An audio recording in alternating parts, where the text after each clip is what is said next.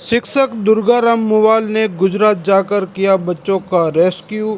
मुवाल को जान से मारने की गई कोशिश। मकान या दुकान गिरवी रखते हुए तो आपने कई बार लोगों को देखा है, लेकिन उदयपुर जिले के सुदूर जनजातीय क्षेत्र कोटड़ा में माता पिता अपने 10 से 12 वर्ष के बच्चों को खुद अपनी शादी या शराब पीने के पैसों के लिए गिरवे रख रहे हैं, जिनकी जानकारी सरकारी तंत्र तक भी नहीं पहुंच पाती। कार्य को बढ़ावा मिलता रहता है, लेकिन ऐसे ही मामले में राजकीय उच्च माध्यमिक विद्यालय रेलवे ट्रेनिंग उदयपुर के शिक्षक दुर्गाराम मुवाल को जब बच्चों को गिरवे रखने की जानकारी मिली तो उन्होंने अपनी टीम के साथ बच्चों की पड़ताल की और बच्चों को गिरवी रखने की जानकारी में बच्चों के माता पिता और उनके गिरवी रखे बच्चों के पुख्ता सबूत नहीं मिले, जिस पर दुर्गाराम मुवाल ने अपने स्तर पर लगातार 3 दिन तक कड़ी मशक्कत के बाद ऐसे बच्चों की जानकारी जुटाई जो कोटड़ा के कुछ परिवारों की जानकारी मिली जिन्होंने अपने बच्चे गिरवी रखे हैं। कोटड़ा के ऐसे परिवार वर्तमान में गुजरात के ईडर के आगे किसी गांव में रहना मालूम हुआ, तो दुर्गाराम मुवाल ने सोमवार सुबह इन परिवार से मिलने के लिए ईडर के गांव जा पहुंचे, जहां कोटड़ा के उमरिया ग्राम पंचायत की अंबादे निवासी मिर्खा पिता रीता और तेमी नामक महिला से सगाई की। दोनों साथ रहने लगे। बिना शादी के इनके 6 संतानें पैदा हुई। कुछ दिनों पूर्व समाज के द्वारा उनको सामाजिक रीति रिवाज के तहत विवाह करने के लिए बोला, जिसके तहत पंचों ने इकट्ठे होकर दापा की रकम 45,000 तय की। इतनी रकम मिर्का के पास नहीं होने से अपने 9 वर्षीय बेटे किशन को 10 महीने पहले ही किसी रेवड़ रखने वाले के पास 45,000 रुपये में गिरवी रख दिया। जिसके पास मिर्खा ने किशन को गिरवी रखा, उसके बारे में कोई जानकारी नहीं मिली।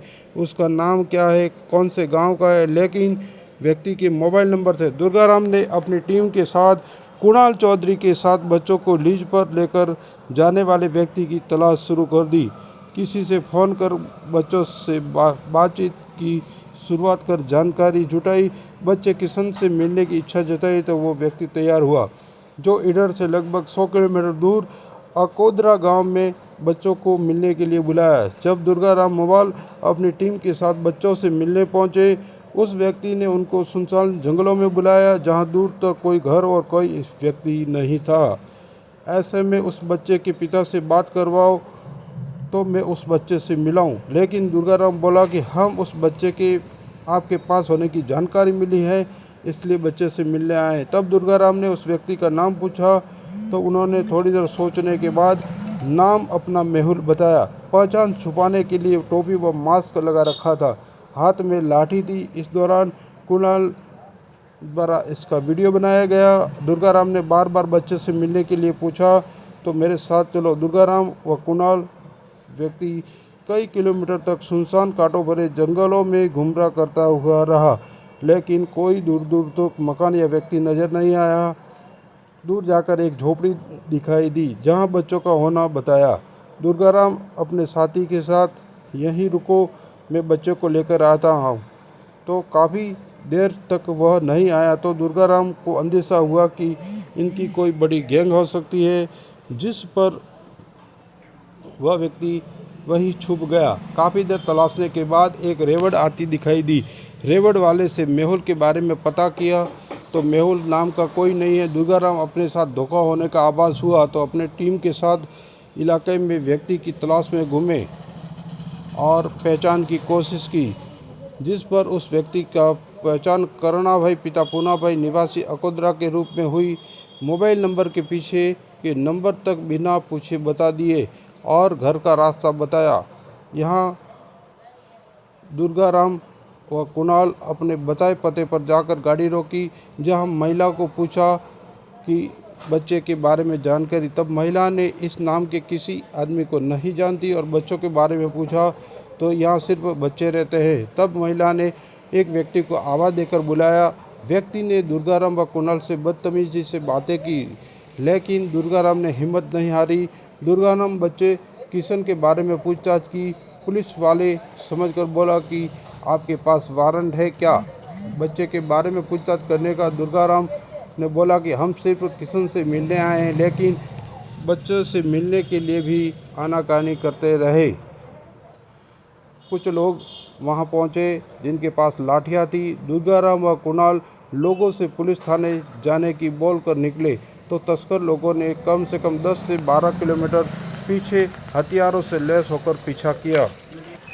जानकारी के अनुसार इन बच्चों से बिना मिले ही गिरवे रखती व्यक्ति से ऑनलाइन फ़ोन कर पैसे मंगवाते। बच्चों को गिरवी रखने के बाद मिली रकम 1500 रुपये महीने के हिसाब से किस्त के रूप में चुकानी पड़ती थी। जब तक पूरी तरह यह राशि नहीं हो जाती, जब तक बच्चों को वहीं बंधक बनाकर रखा जाता था। दुर्गाराम मुवाल के इस कार्य ने गिरवी रखने वाले व्यक्ति व बच्चों के अभिभावक तक ऐसी हलचल मचा जाने से बच्चों को घर भेजने की प्रक्रिया शुरू हो गई। दुर्गाराम मुवाल ने अपने स्तर पर जानकारी जुटाई। वह 3 बच्चों के नाम सुरेश पिता लसिया गमार, दाबू निवासी, रमेश निवासी कोटला मालूम हुए। दुर्गाराम मुवाल ने इन बच्चे को दलदल से बाहर निकलकर स्कूल जाना चाहते हैं, लेकिन नरक में धकेलने वाले इनके माता पिता ही हैं। अब बच्चे क्या करें? इस रेस्क्यू के बाद गुजरात से दुर्गाराम मुवाल को दलालों द्वारा 2 दिन से लगातार धमकियां मिल रही है। दुर्गाराम मुवाल का बाल श्रम व बाल तस्करी रोको अभियान के मिशन में 10 बार तस्करों का सामना हो चुका और 9 बार इनकी तस्करी के साथ अलग अलग मिशनों में भिड़ंत हो चुकी है। दुर्गाराम मुवाल के इस रेस्क्यू का जब बच्चों के अभिभावकों को पता चला तो अपने बच्चों को लेने उस तस्कर के पास गए। तस्कर ने अभिभावक को जान से मारने की धमकी दी। बोला कि आपने पुलिस क्यों भेजी? अब आप चारों बच्चों के पूरे 1.5 लाख चुकाओगे तो ही बच्चे मिलेंगे, हम बच्चे नहीं सौंपेंगे। उदयपुर से जिन अधिकारियों ने हमारे घर पर रेड डाली है उनको भी नहीं बताओगे। बच्चों को गिरवी लेने वाले तस्कर दुर्गाराम मुवाल को अधिकारी समझकर घबराए हुए हैं।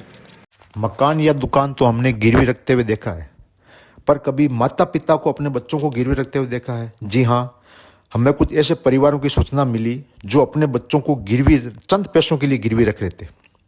कोटड़ा के आदिवासी क्षेत्र के कुछ ऐसे परिवार थे जिन्होंने अपने बच्चों को गिरवी रख रखा था।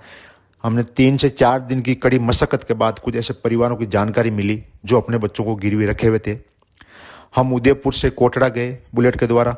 वहाँ कोटड़ा जाने के बाद हमने एक गाड़ी हायर की, क्योंकि हमारे को उन बच्चों से मिलने जाना था और उन बच्चों को वापस भी लाना था।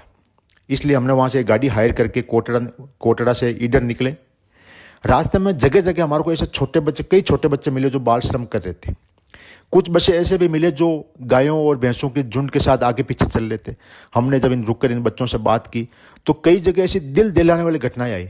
इन बच्चों के साथ घोर यातनाएं भरी जिंदगी जीने की मजबूरी है, क्योंकि इन्होंने इन बच्चों को माता पिता ने ज़बरदस्ती भेजा है। ये जो बच्चा पास में खड़ा है ये अपने माता पिता का और खुद का नाम तो बता रहा है, लेकिन पूरी जानकारी बताने से घबरा रहा था, क्योंकि शायद हो सकता है इसके जो पीछे इन गायों का मालिक आ रहा था उससे इसका डर था। हमने ऐसे बच्चे से हरी पूछताछ की। ऐसे इसने बताया कि ऐसे कई बच्चे हैं जो यहाँ बहुत परेशानी के अंदर है। फिर हमने आगे हम जिस परिवार से मिलने जा रहे थे वो बड़ा कठिन रास्ता था, ऊबड़ खाबड़ रास्ते से हम बड़ी मुश्किल से वहाँ उसके पास पहुँचे। और वहाँ पहुँचने के बाद हम क्या देखते हैं कि एक छोटे टीन शेड के बने हुए कमरे के अंदर जो खेत के बीच में बना हुआ था, वहाँ 10 से 15 लोग रह रहे थे, जिसमें 2 लोग बड़े थे, बाकी सब छोटे बच्चे थे। ये बच्चे 9 साल से लेकर 14-15 साल तक थे। इन बच्चों को इनके माता पिता ने जबरदस्ती काम पर भेजा था। इन बच्चों की इच्छा। जिस परिवार से मिलने गए हैं उस परिवार के इस मुखिया ने जो बात हमें बताई थी वो आप सुनिए।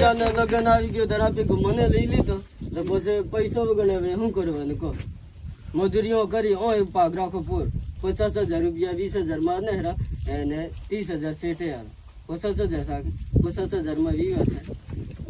तो विवाह यार तो बता, तूने पहले तो शादी हो गई थी, तेरे बच्चे पहले हो गए, पहला फिर तेरे शादी करने की पंचायत की तो लड़कों को कितने में दिया? लड़कों कितने में बेचा?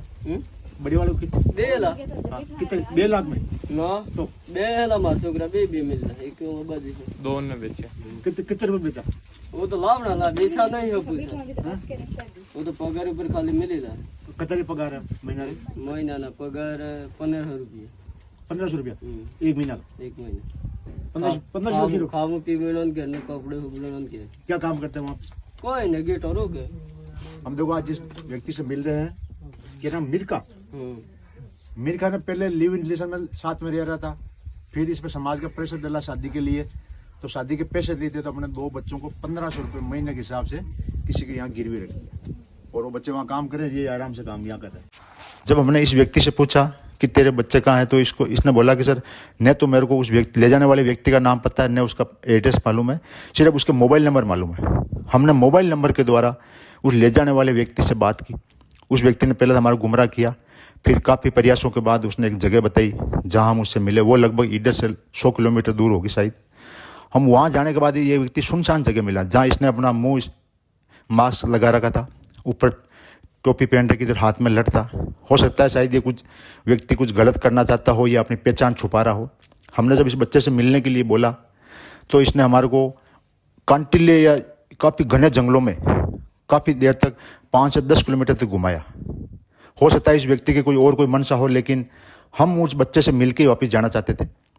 ये हमारे को काफ़ी दूर तक घुमाता रहा। हम बार बार उस बच्चों के बारे में पूछते रहे, बोला कि बस यही नज़दीक है, यही नज़दीक है। काफ़ी देर जंगलों में चलने के बाद ये लास्ट में एक झोंपड़ी दिखाई दी, तो व्यक्ति ने बोला कि उस झोंपड़ी में बच्चा है, आप लोग यहीं रुकिए, मैं यहाँ उस बच्चे को लेके आता हूँ। काफ़ी देर तक ये व्यक्ति वापस नहीं आया, तो हमें अंदेशा हुआ कि हो सकता है हमारे साथ कोई अटैक हो जाए या कोई खतरा मालूम हुआ। तो हमने वहाँ जो पास में कोई लकड़ियाँ पड़ी थी या पाइप के टुकड़े थे, हमने उन पाइप के टुकड़ों को हाथ में लेके उधर जाना शुरू किया, क्योंकि लास्ट में कुत्ते भी थे, तो हमारे कुत्तों का भी डर था। लेकिन जैसे जैसे हम उधर चलते गए, वो व्यक्ति हमारे को मिला नहीं, तो हमारा अंदेशा हो गया वो व्यक्ति कहीं जा पे छुप गया है। फिर हम उन व्यक्ति की पहचान या जो फोटो दिखा के पता किया, तो पता चला कि ये व्यक्ति फलाने गाँव का है। हम उस व्यक्ति के घर के पास गए, वहाँ घर के बाहर खड़े होकर पूछताछ की, तो एक महिला बाहर बैठी थी। उसने अपनी स्थानीय भाषा में जोर से बोला कि छोकरों को छुपा दो। फिर एक व्यक्ति को आवाज़ लगाई, एक व्यक्ति हमारे पास आता है। इसने हमारे से पूछा कि भाई आप कौन है। मैंने कहा भाई हम ऐसे बच्चों से मिलने आए, आपके पास ऐसे बच्चे होंगे या हमारे को सूचना मिली है। तो इसने बोला कि आपके पास कोई वारंट वगैरह है क्या। तो हमने कहा भाई छोटे भाई, वैसे आप इंक्वायरी करना है, आपके पास कोई वारंट कुछ? हम तो खाली पूछने आए। पूछने आए, ऐसा नहीं चलता ना यार। हमारे पुलिस स्टेशन में जांच करनी पड़े, आपको इत्तला करना पड़ता है। हमारे पुलिस स्टेशन ही जा रहे हैं। पुलिस स्टेशन ही जा रहे हैं। हाँ कोई बात नहीं, चलो ठीक भाई। हाँ, में उन लोगों ने हमारा कम से कम 10 किलोमीटर तक पीछा किया। कभी गाड़ी आगे लगाते थे, कभी साइड पे लगा, लेकिन हमने भी गाड़ी नहीं रोकी।